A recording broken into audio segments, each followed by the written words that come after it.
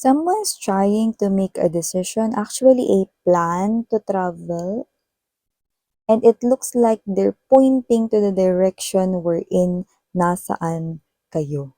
So their one foot is already naka-forward, so definitely there's already movement going on and they're taking a direction papunta sa inyo.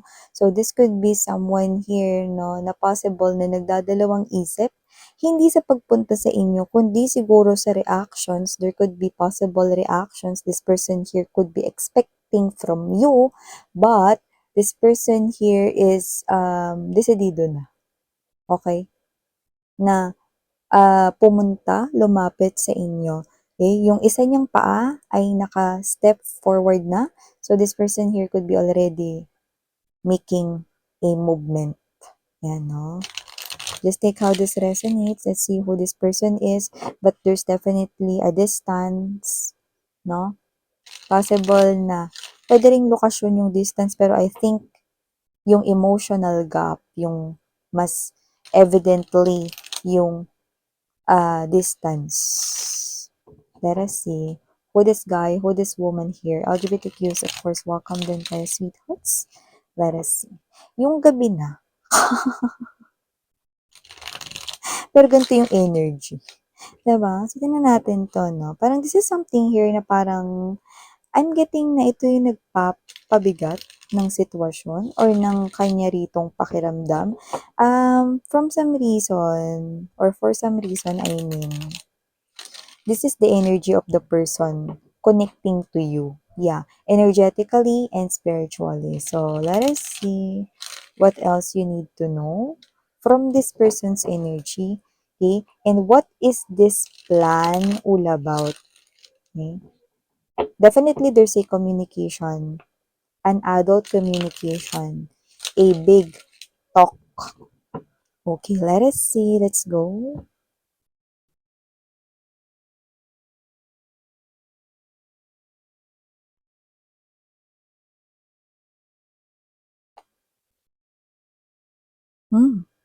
I think you need to prepare.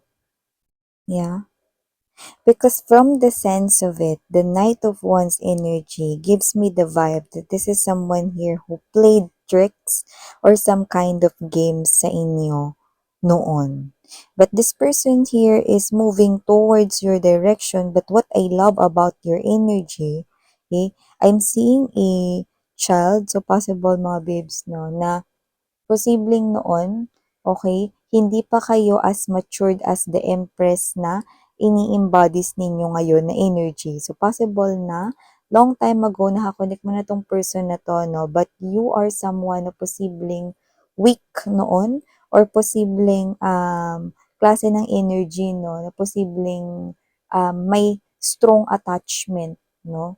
Sa Knight of Wands na ito. But you are someone here na pag nagbalik siya, isa na kayong Empress. So, meaning to say, kayo ito, no, na kaya nyo nang gumawa ng mature decision na mas talagang makabubuti sa inyo 102%. So, hindi na tayo nag-aalala dito kasi mukhang alam na alam nyo na yung gagawin ninyo, no? Kahit na nga hindi kayo gaanong maghanda, no? Dito sa pagbabalik ng taong ito. See? The Wheel of Fortune is right here, no? Muling umikot ang ruleta, no? Ibabalik itong tao na to sa buhay ninyo. The universe will let you see this person once again. But the universe is also not worried sa'yo because the universe knows you know what to do about this situation here. Definitely. Okay?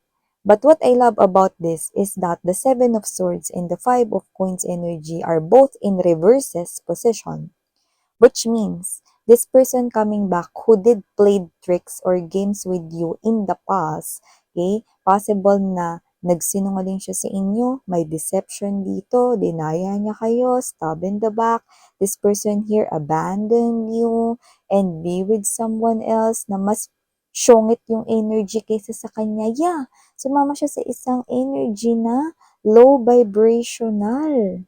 No? In short, wala sa kalingkingan mo, pero ewan ko ba't siya sumama dun. If your case is your person in the past, no, ay pinagpalit kayo sa isang third party, no. So, parang nakita ko rito, ano nakita niyo sa third party? Ay, tingnan ko sa left side, front side, right side, back side. Wala, no? Wala sa kalingkingan ninyo. Pero hindi ko alam kung bakit siya sumama dun.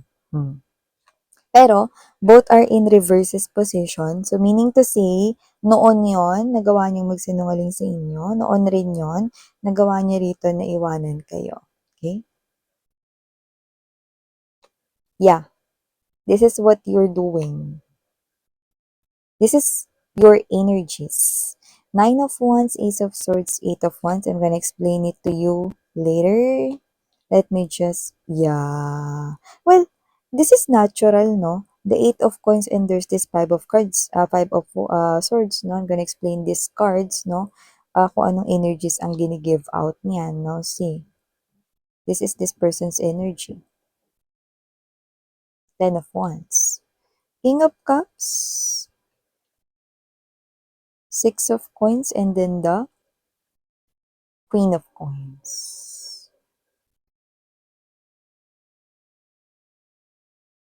Hi and hello there, collectives and mga babes, no, before we start this reading, let me just thank everybody, no, dahil another year yung magkakasama tayo. From the bottom of my heart, maraming salamat, na appreciate ko kayong lahat, no, at marami pa tayong mga years na pagsasamahan at pagsasaluhan, kaya naman tambay-tambay lang dito, and I would love to see kung magdadala rin kayo ng iba ninyong mga friends, family members, relatives, your loved ones, no, need ng guidance, no, or if they want to make tambay din here, then they are also welcome, no, they are also welcome here. And yeah, no, thank you so much, I love you all, guys, no. And yes, kung hindi niyo pa knows, no, yung pangalan ko para sa mga new viewers, I'm Yan, Y-A-N, yan, no, ang inyong Yana Onni. Ate Yan. So yun nga, no, kung mga babes, no, hindi niyo pa alam, mayroon pa po tayong isa pang channel. Link is down below sa ating description box. Kaya kung interesado kayo na tumambay dyan, syempre hindi ko kayo pipigilan, no. Pero syempre, ang gusto ko, no, piliin nyo lang yung mga mensahe na magre-resonate sa inyo. At kung hindi mag-resonate, iwan nyo yung ibang messages, baka kasi para yun sa other viewers. And yes, wala rin po tayong gender dito. So, babae, lalaki, LGBT, pwedeng magkapalit-palit yung roles kasi general reading ito. Pero at the end of the day, lahat kayo may free will na hinahawakan at pwede nyong malaya nyong gamitin. Yan. So, dito, mga babes, malinaw na ang pagbabalik na ito ay pagbabalik ng isang taong nag-abandona, nagsinungaling, gumawa ng sneaky behavior, iniwan kayo because of a third-party situation, may pagpili man tao rito, no, or other na circumstances na nag-interfered or pumagitna sa inyong connection, no, isa pa rin ang naging ending nun. May pag-iwan pa rin and you feel like na parang iniwan kayo nitong person na to sa ere, no?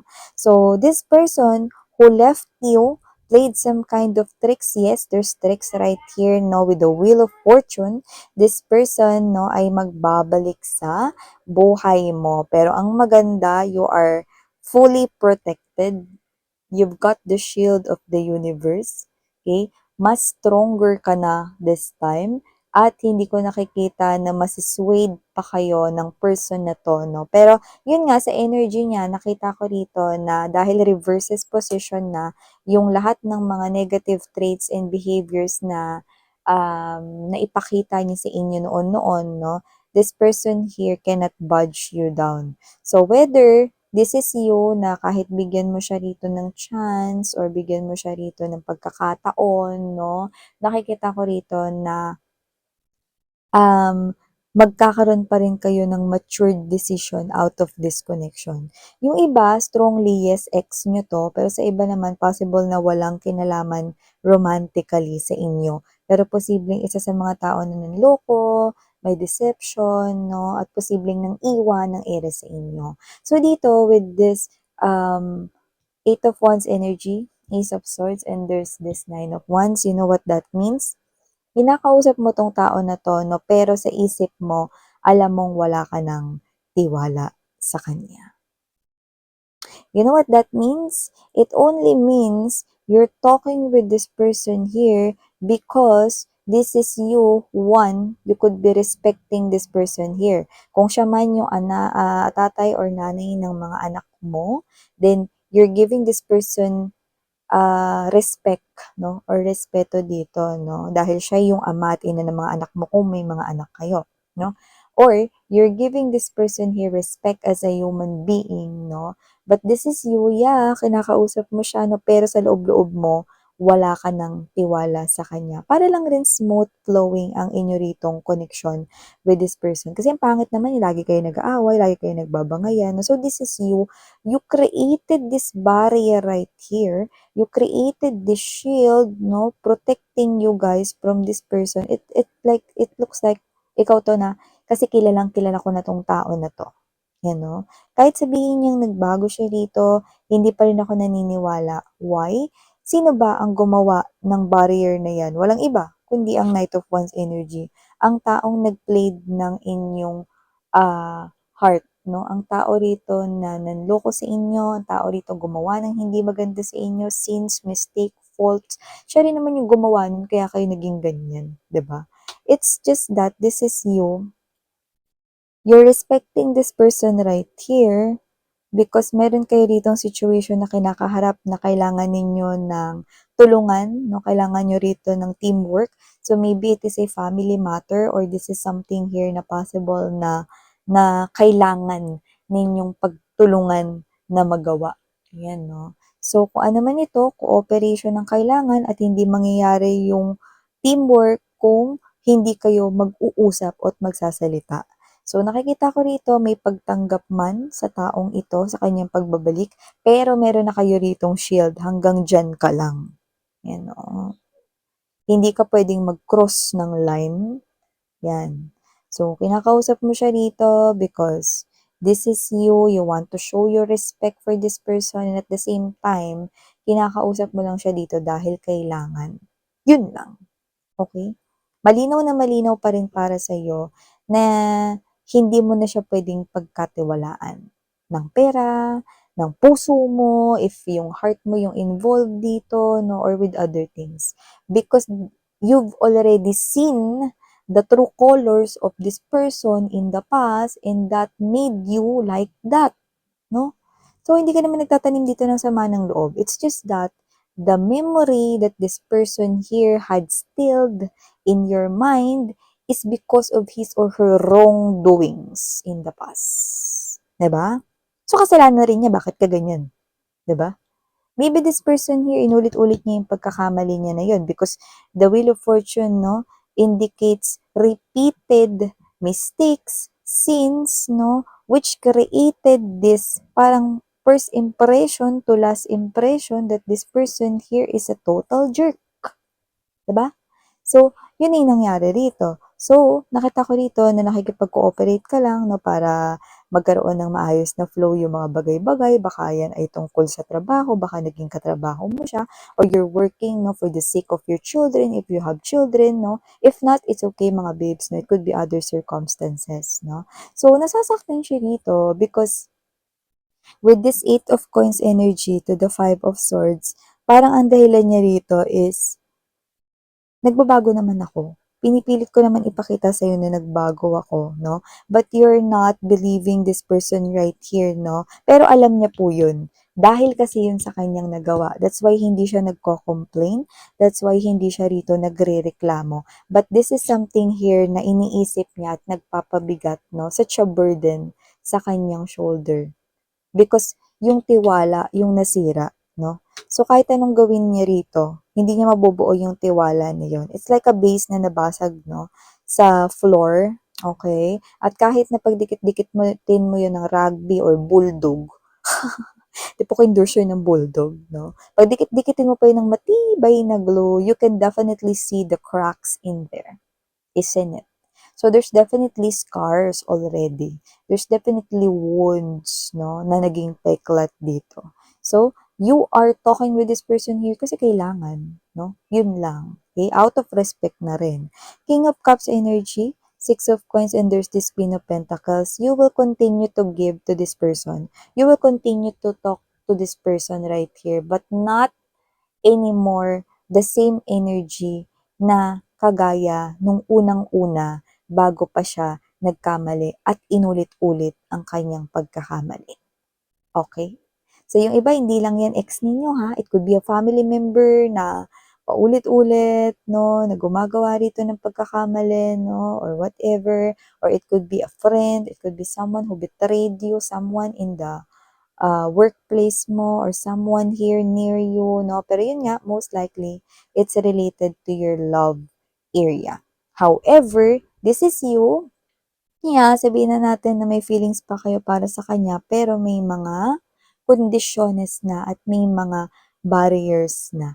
So, yun yung nakikita ko rito, no? So, hindi ko na kayo pipigilan kasi with the Empress energy and Queen of Pentacles, so nakita ko rito na mas focus kayo sa self ninyo.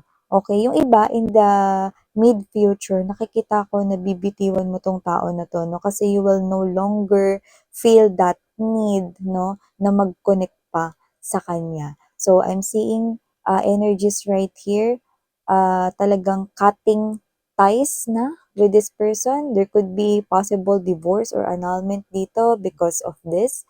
And also, I'm seeing that you have here 101% self-worth and self-love yung nagawa mo sa sarili mo. So, you're more focused here sa yung mga anak, no, if you have mga anak. If not, no, you're more focused sa yung self and more focused sa iyong personal growth and own world mo. So, definitely, I'm seeing a lot of energies choosing themselves, no, in the future and letting this person here go.